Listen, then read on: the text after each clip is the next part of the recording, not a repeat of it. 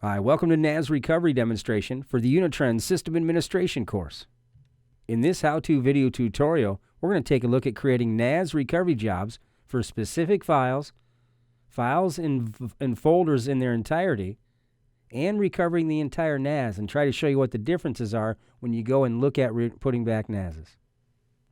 Once again, it starts here in your environment. I've got two appliances opened up. Once again, you can do this from your hot target if you have enabled remote management.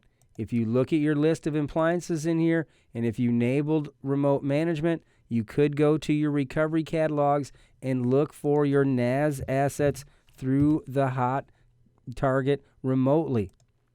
These are your local backups for your NAS through your target.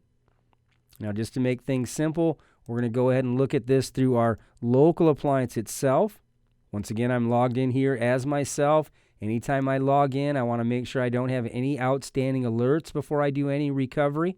You can see I've already done some recent restores in here to test a few of these things. We're going to go in and show you how to read the recoveries and read the dashboard after we do some more restores as well. Now, once again in here, we're talking about recovering our NAS. So the first thing you want to do is maybe come down here and make sure you have good backups for your NAS. Can you see it visually under the Protect tab? Nice quick way to see what you maybe have for the last 7 days across your NAS. Just nice visual. All right, you can also filter down here. If you have different NAS objects, maybe you've named them similar ways, you can also filter on those objects at the bottom as well too. Really, to start the recovery, we're going to go into the recovery area itself, and we're going to look at the backup catalog in here. All right, this is once again by default showing everything. If you are looking for failures or warnings, make sure you do take that check mark off so you get all the failures and warnings that you might be looking for as well too. By default, we're only going to show you the good. And once again, I've named my NAS over here NAS. I can filter on NAS or any part of that name that I'm using for that asset. Here I'm filtering on apps, which is a part of that name. You can see that asset now. You can see the difference in the icon there. If I take this off and filter back again on everything, you can scroll down this list. You can see the NAS here. You can see the difference in those icons. You can see the recovery points over here. I've got fulls, differentials, and fulls. I set this up at the end of last week. I ran a full differential for a day. Then it got its weekly full again. Then it started on its differential schedule throughout this week, the rest of the week. I can recover from anything from any one of these points in time.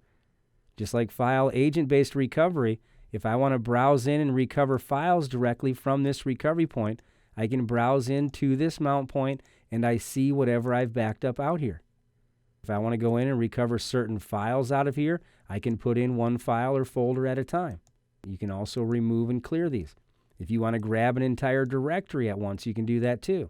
Here's the Exchange Prerequisites directory off the NAS that you can now restore anywhere. By default here, it is set to go back and overwrite existing. You may check newer files only or some other option here by default if you're restoring an entire folder or volume. Right? Maybe you're putting the entire share back itself. Now you can also go to any other registered NAS in here. You can move stuff between NASs or any other registered agent. Just like we've been showing you in all of our demonstrations, we're going to go off to a restore folder. We're going to call this NAS1 because it's our first recovery that we're doing for the NAS type here. Now, once again, you can preserve the directory structure over here. If you want to keep everything that from the mount to the share directories and keep all that, you can. We'll go ahead and do this first one and keep that directory structure so you can see what it's like. And once again, this button says save down here. It's like saving the file recovery job, and that actually starts the file recovery job in this case. You got to make sure you double and triple check your options there before you actually start this restore job. Now here in my queue, I see the on-demand restore going to the Win7 desktop. Now here at 1:30, I did have a backup that started against this client as well too. You will notice that this will run at the same time the backup's running. It's pretty cool. So out here now under my C drive, under the temp restore, within a few minutes, once this officially starts to send data, you'll see that directory name that I gave it show up in here and start to put data in that directory. There it is. I can shrink this a little bit so I can see the percentage back here. You can see it's now sending data. It's got a little progress that you can see till it's done. And now I preserve that path, so it's keeping that full structure out here to those two files that were in that directory. All right, pretty easy to do. It's putting back an entire file. That could be the root of an entire share. That would be all the same. You just maybe leave it default so it goes right back. Maybe your share blew up, you get new share back, you name it the same, you make sure the rights are the same, you say restore the entire share back to the root. You just don't change any of those settings. Very easy to recover file and folders in NAS from the agents in NAS. They're very similar, as you're seeing here, between these two demonstrations. Right, but here, if I refresh this screen, you'll see that the file size is going up as it's restoring that data through the agent. All right, same process as the file level recovery. Even as this recovery is going here, I can go back to my recovery catalog. All right, once again, by default showing everything, I don't have to check anything in here to be able to search across these NAS backups either. I just have to be able to go in, find the NAS on my list of assets, and then I'm able to search across these NAS backups. So if I know I have an installer out there and I want to search across these recovery points for anything that matches installer, I can go ahead and search across these NAS backups.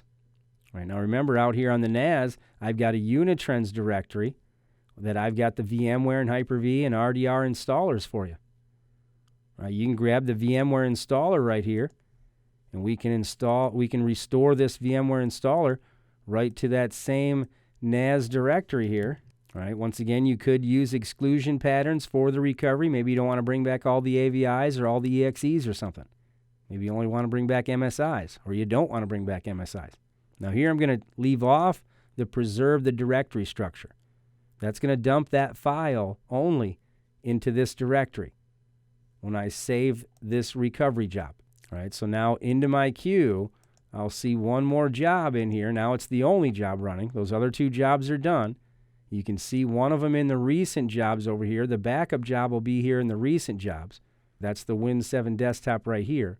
And then in the recent system jobs, you'll see any restores that you did. Just make sure you sort this by started. It's not by default. So now here you can see the two restores that I've done for my NAS recovery. Pretty cool to be able to see those right there at a quick glance. And once again, those will disappear when they're done off the list. It is creating out here now at this temp restore directory a NAS2 directory with the contents of what I told it to recover out here. And I can refresh this folder to see that file size growing there. But I really want to wait until this is all done back here on the back side before I try to use or open that file, access that file. So we'll let this restore job finish up here for just a few minutes, and then we'll show you how to read the dashboard and the reports so you really get a good idea of, after you've completed the restores, how you can go back and verify them and audit the restore process was good as well. Here you can see a bunch of SQL transaction backups kicked off. Some of those have finished up already as well too, and we can see that they have started to replicate all during this restore process. Once again, it may slow this recovery process down a little bit because these are concurrent connections, but you can see the appliance is still going to do other tasks while it's completing this recovery, while it's doing this restore. We'll go ahead and let this restore finish up.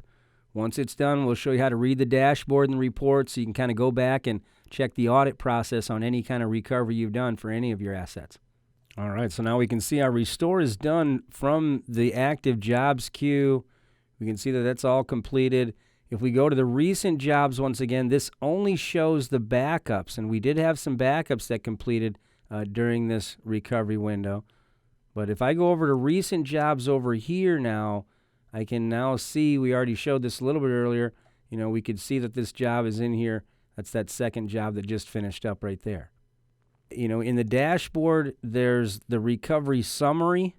By clicking the recent restores, here you can see it says 30.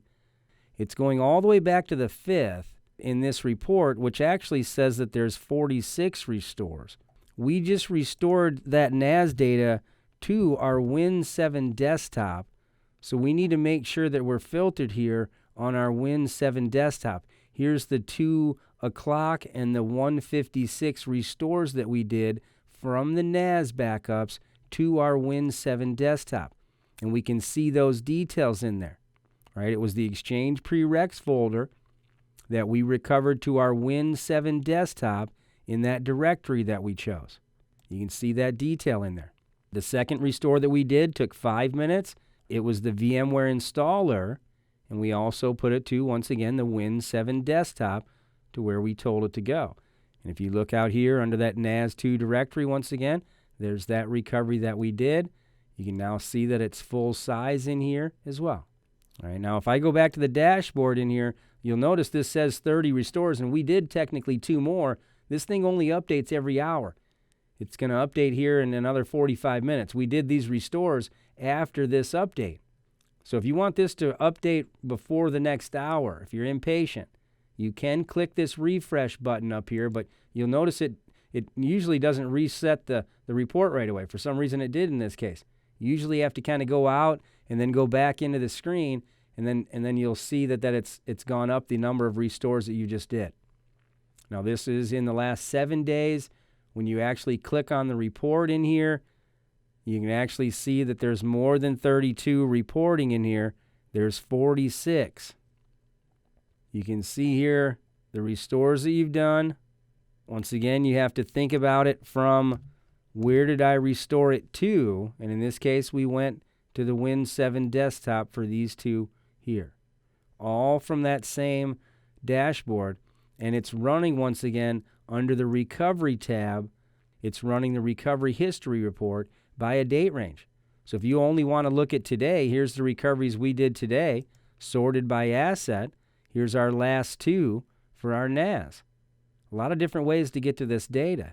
Or once again, you could go back and say, okay, let's look at a little bit more recovery here and go all the way back through this report and see what we've really done. And that's what that report is doing, is going all the way back to March 5th, which includes 46 recovery jobs. All right, here we're looking at 25 at a time. Here's all 46 recovery jobs all the way down to our newest 2. All right, I could sort it by the end time up here and bring those to the top as well. So there's a pretty good overview for you for NAS Recovery.